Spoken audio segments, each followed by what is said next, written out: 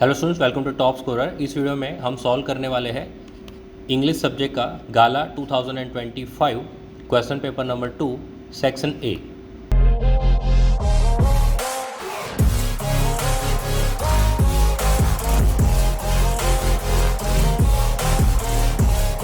सो first question है, paragraph पढ़ के हमें आंसर देना है। पैराग्राफ में देखिए क्या लिखा है। Day after day she watch the bus and gradually tiny wish crept into her head and grew that she wanted to ride on that bus. मतलब वाली को बस में राइड करने की इच्छा होती है, इवन इफ जस्ट वंस, मतलब एक बार ही सही।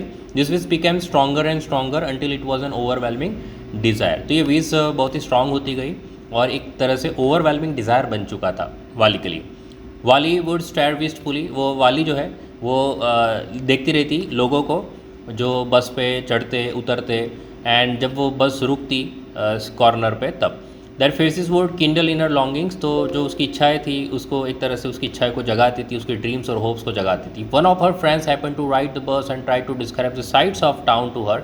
कोई इसका फ्रेंड होता है, अगर वो बस में ट्रैवल करके आता या आती तो वो पूरा जो साइट है वो डिस्क्राइब करती कि शहर कैसा था वो सब। तो वाली जो है बड़ी जेलस हो जाती और साउट करती प्राउड प्राउड। और जो प्राउड का मीनिंग है ना तो वो उसे खुद पता था, उसका एक्चुअली मीनिंग तो उसे पता भी नहीं था, but that use it often as a slang expression of disapproval.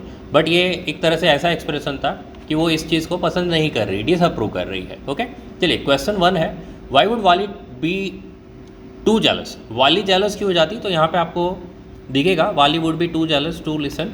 इसका क्या रीज़न है, क्योंकि ये कोई उसका फ्रेंड है, अगर वो बस में राइड करके आता है और try to describe the sights of the town, तब जाके वाली जो है ऐसा जेलस फील करती। तो यहाँ पे ऐसा कोई आंसर हमें ढूंढना पड़ेगा। सो इसका आंसर जो आएगा वो सी आएगा। Her friends had sat and describe the sight to her. और इसी के कारण जब ऐसा होता तो वाली जो है वो जेलस फील करती है।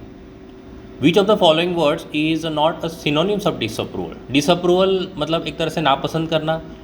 तो देखो डिसलाइक, ऑब्जेक्शन और डिसकंटेंट, ये सभी चीज़ इसके सिनोनिम्स जैसे दिख रहे हैं। तो एक सेटिस्फैक्शन यानी संतोष होना, कंटेंट होना, that is not a synonym of disapproval. So answer आएगा बी, सेटिस्फैक्शन। ना एक और पैराग्राफ है हमारे पास कि I sat in the back of car with a box besides me as the driver tore through the streets of Basra like a ricocheting bullet. The aircraft was waiting to take off. I was rushed through to it by infuriated officials. Officials जो गुस्सा हो जाते थे इसके कारण। Luckily the seat booked for me was at the extreme front. I covered the floor around my feet. The newspaper rang for the air hostess and gave her a parcel of fish for me to keep in a cool place. I took her into my confidence about the events of the last half hour. I have retained the most profound admiration for that air hostess. She was a very queen of a kind. She suggested that I might prefer to have my pet on my knee and I could have kissed her hand in the depth of my gratitude. But not knowing otters, I was quite unprepared for what followed. तो देखो car में बैठते हैं और बहुत ही speed में जो car है वो बासरा के रास्ते से निकलती है, जैसे कि एक रैकोजेटिंग बुलेट हो। एयरक्राफ्ट जो है वो वेट ही कर रहा होता है टेक ऑफ करने के लिए। तो फटाफट से वो जो ऑफिशियल्स है वहाँ के वो गुस्से में ही सही बट उन्हें वहाँ से ले जाते हैं। और सीट जो बुक की करते हैं, जो सीट बुकड होती है वो लकीली एक्सट्रीमली फ्रंट में होती है। तो फ्लोर पे वो क्या करते हैं, न्यूज़पेपर बिछा देते हैं और एयर होस्टेस को बुलाते हैं और उनको पार्सल देते हैं फ़ीस का, जो मीज के लिए वो लाए होते हैं, क्योंकि वो उसको कूल प्लेस पे रख पाए। फिर वो उसे सारे इवेंट्स जो है वो सब बताते हैं और उसे बताते हैं कि वो कितने तकलीफ़ में है। आधे घंटे जो रास्ते में क्या क्या हुआ था, पिछले जो हाफ आवर है, वो सब चीज़ जो इवेंट्स है वो उन्हें बताते हैं एयर होस्टेस को। तो इसीलिए वो बहुत ही एडमायर करते हैं एयर होस्टेस को और उसे very queen of her kind भी बोलते हैं, क्योंकि जो वो है वो सजेस्ट करती है कि जो उसका जो पेट है यानी मीट जो है, ऑटर जो है, उन्हें वो अपने पास नी पे रख सकते हैं। और ऐसा बोलते हैं तो वो ऑथर बड़े खुश हो जाते हैं और ऐसा भी सोचते हैं कि I could have kissed her hand in the depth of, मतलब खुशी के मारे, ग्रेटिट्यूड के कारण, मतलब उसका धन्यवाद देने के लिए वो बोल रहे हैं कि मैं उसे हाथ को भी हाथ पे चूम लेता ऐसा। But not knowing otters, but not otters को जो है वो ऑथर इतना बढ़िया से जानते नहीं थे और जो आगे जो भी होने वाला था इसके लिए ऑथर जो है प्रिपेयर नहीं होते हैं। So why were the officers angry at the author. Author पे जो ऑफिसर्स है वो गुस्सा क्यों थे। ओके, तो एक तो देखिए the officers were angry at the author because the author was late. एक तो पहला ऑथर लेट थे जो फ्लाइट थी वो वेट कर रही थी, एयरक्राफ्ट वेट कर रहा था टेक ऑफ करने के लिए. So author was late and the aircraft was waiting to take off. Okay, और उनके कारण पूरा जो है वो एयरक्राफ्ट को रोकना पड़ा. दैट इज़ वाई जो है ऑथर पे ऑफिसर्स जो थे वो गुस्सा थे. Why do the author call for the air hostess. Air hostess को क्यों बुलाते हैं ऑथर? क्योंकि उन्हें जो यहाँ पे आंसर दिख रहा है पार्सल ऑफ फीस जो था उसे कूल प्लेस में रखना था, इसलिए वो एयर हॉस्टेस को बुलाते हैं. The author called for the air hostess because he wanted to give her a parcel of fish to keep it in a cool place.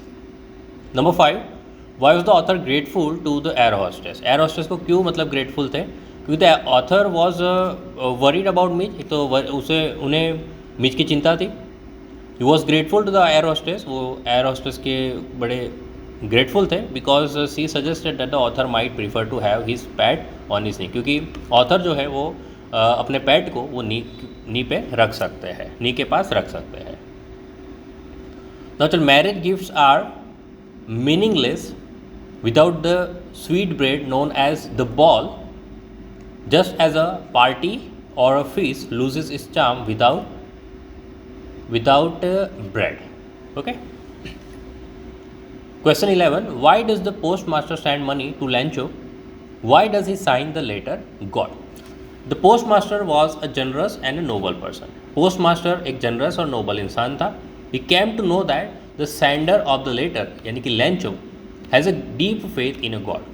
उसे ये पता चला कि ये लेटर का जो सेंडर है यानी कि जो लेंचो है उसे गॉड में बड़ा डीप फेथ है. When postmaster reads the letter of Lancho to God, जब पोस्टमास्टर ये लेटर पढ़ते हैं जो लेंचो ने गॉड को लिखा था, he becomes serious. वो सीरियस हो जाते हैं. पहले तो वो मजाक उड़ाते हैं बट बाद में वो सीरियस हो जाते हैं. And decides to answer the letter, और लेटर का आंसर देने का डिसाइड करते हैं. Because it does not want to shake Lencho's faith in God, क्योंकि वो नहीं चाहते थे कि लेंचो का जो विश्वास है गॉड में वो सेक हो. So he decide to send money to Lencho, और इसी के कारण वो डिसाइड करते हैं कि लेंचो को पैसे भेजे जाए, क्योंकि लेटर में पैसों को ही डिमांड हुई थी इसके कारण. For that he himself gives a part of his salary and also request his employees and a few friends to contribute for charity.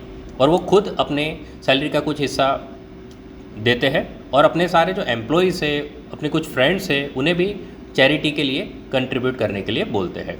He science the letter God, और लेटर को वो साइन में क्या करते हैं, गॉड लिखते हैं, so that it में एश्योर लेंचो, क्योंकि इससे लेंचो को ये भरोसा दिला सके कि जो मनी है has really been send by God to help him. तो कि जो पैसे हैं वो सही में गॉड ने ही भेजे हैं उसकी मदद करने के लिए. ओके, इसीलिए जो है वो लेटर को जो पोस्ट मास्टर है गॉड के नाम का साइन करते हैं.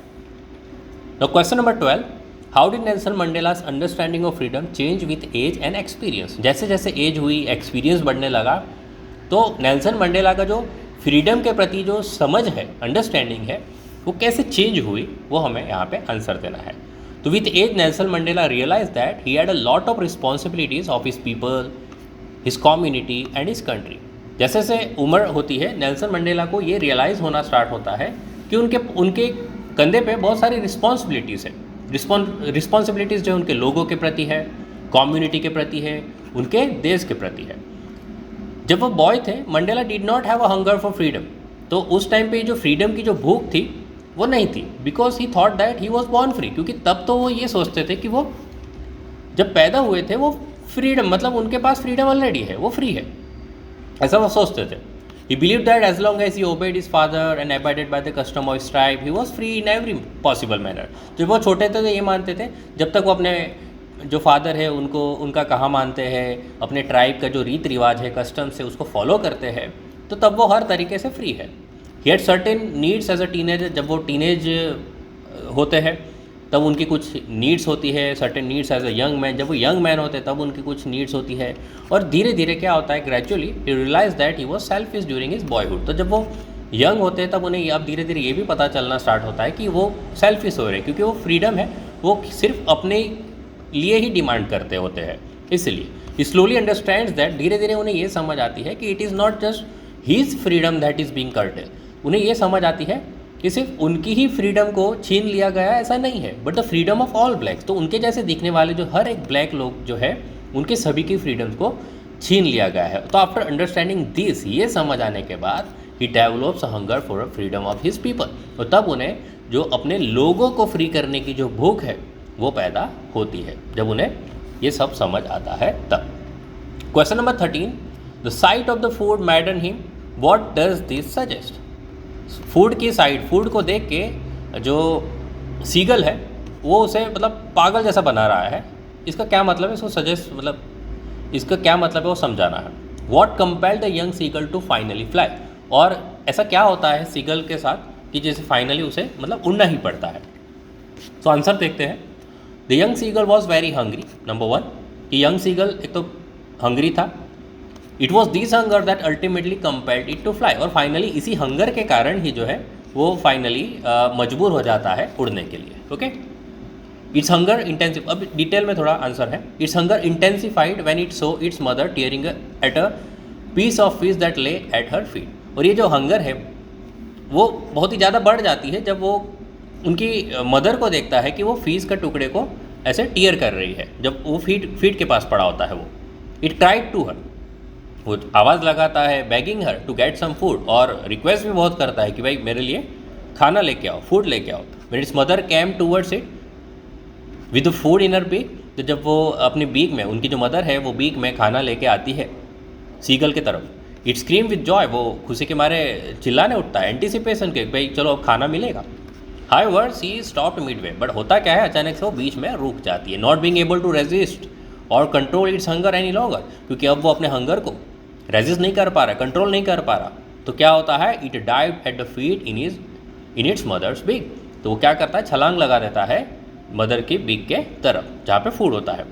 Eight that moment its hunger over power its fear of the great expanse of sea beneath the cliff, और उसी मोमेंट पे, उसी क्षण क्या होता है कि जो हंगर है वो ओवर पावर कर जाता है, मतलब हंगर एक इतना ओवर पावर हो जाता है कि अब जो है उसे जो क्लिफ के नीचे रहने वाला जो सी का इतना एक्सपांस, इतना जो फैला हुआ सी है वो देख के जो डर लग रहा था, बट वो डर किसको रिप्लेस कर देता है, मतलब हंगर के कारण ये अब उसे वो डर है वो पता ही नहीं चलता, क्योंकि हंगर पूरी तरह से ओवर पावर हो चुका था। ओके, फाइनली ये जो प्लंज है, जो छलांग है, was followed by the natural reaction of its body that is to fly, मतलब कि फाइनली ये जो उसकी छलांग जो है उसके बाद एक बॉडी जो नेचुरली रिएक्ट करती है एक बर्ड की, यानी कि उड़ने के लिए वो रेडी हो जाता है, और इसी के कारण जो है वो मजबूर हो जाता है उड़ने के लिए। Okay, question number 14, describe the kuppia worn by the Kodavus and write about Coorgi homes. So people think that Coorgi people are of Arab origin. Okay, लोग ये सोचते हैं कि कुर्गी लोगों का जो मेन ओरिजिन क्या, मतलब वो आए कहाँ से, तो अरब लोगों से आए हैं। Okay, so Kodavus wear long black coat with an embroidered waist belt known as kuppia. तो कूपिया किसको बोलते हैं, तो कोडावूस जो है एक लंबा सा ब्लैक कलर का कोट पहनते हैं, और वेस्ट पे वो एक एम्ब्रॉयडरी का बेल्ट पहनते हैं जिसपे एम्ब्रॉयडर्ड होते हैं। ओके, और उसी को कूपिया बोला जाता है। वो किससे जैसे होता है, it resembles the kuffia worn by the Arabs and the Kurds, जो अरब्स और कर्ड्स लोग पहनते थे, जो कूफिया उनका एक क्लोथ होते थे, उनके एक अटायर रहता था, उसके जैसे कहीं ना कहीं ये मैच करता है। ओके, कुर्गी होम्स जो है are well known for their hospitality. तो कुर्गी के जो घर है वो किसके लिए फेमस है, उनकी हॉस्पिटैलिटी के कारण, यानी मेहमान नवाजी के कारण। जस्ट लाइक ऑल इंडियंस, जैसे सभी इंडियंस लोग का ये रहता है कि जो मेहमान है वो भगवान का रूप होते हैं। ओके, तो सिमिलरली कुर्गी होम्स भी कुछ ऐसे ही थे, वहाँ के लोग भी कुछ ऐसे ही थे। They are more than willing to recount numerous tales of valour related to their sons and fathers. जब आप उनके घर जाओगे तो आपको बहुत सारी हंड्रेड्स ऑफ टेल्स, जो बहादुरी की कहानियाँ आपको सुनने मिलेगी, सेक्रीफाइस की कहानी सुनने मिलेगी, उनके बेटों की, उनके फादर्स की, उनके पूर्वज की। ओके, सो ऐसा कुछ उनके घर होते हैं। Okay, question number 15, how did Kisa Gotami learn about life and death. Kisa Gotami जो है लाइफ और डेथ के बारे में किस प्रकार जानती है। Following the Buddha's instruction, Kisa Gotami went from house to house to get a handful of mustard seeds but was unable to find one house when nobody had died। Gautam Buddha की इंस्ट्रक्शन फॉलो करते हुए कीजा गोतामी जो है हर घर भटकती है, क्योंकि उन्हें handful of mustard of seeds लाने के लिए बोला गया था, बट एक भी घर ऐसा नहीं मिलता जहाँ पे कोई किसी की डेथ ना हुई हो। She was tired and hopeless, तो फिर थक जाती है, होपलेस हो जाती है, sat down at a wayside watching the lights of the city as the flickered up and were extinguished again. और रास्ते पे बैठ जाती है और देखती है कि सिटी की जो लाइट्स है वो फ्लिकर्ड अप हो रही है, एक्सटिंग्विश हो रही है बार बार। एट लास्ट फाइनली क्या होता है, वो सारी बुझ जाती है, मतलब darkness of the night reigned everywhere, मतलब अंधेरा हो जाता है। She realised that she had been selfish in her grief, उसे तब ये पता चलता है कि वो अपनी जो दुख में, ग्रीफ में सेल्फिश हो रही है। She realised that similar to the city lights human lifes also flicker up for some time and are extinguished again. तो उसे ये रियलाइज़ होता है कि जिस तरह से सिटी लाइट्स जो है वो कुछ ही टाइम के लिए फ्लिकर अप होती है और फाइनली उसे एक्सटिंग्विश होना ही है, वैसे जो ह्यूमन की लाइफ भी कुछ ऐसी ही होती है। Okay, so death spares none, death जो है किसी को नहीं छोड़ता। One who is born is destined to die sooner और लेटर, मतलब जो भी पैदा होता है इंसान उसे आज नहीं तो कल मरना ही है। ओके, ये उसे पता चलता है लाइफ और डेथ के बारे में।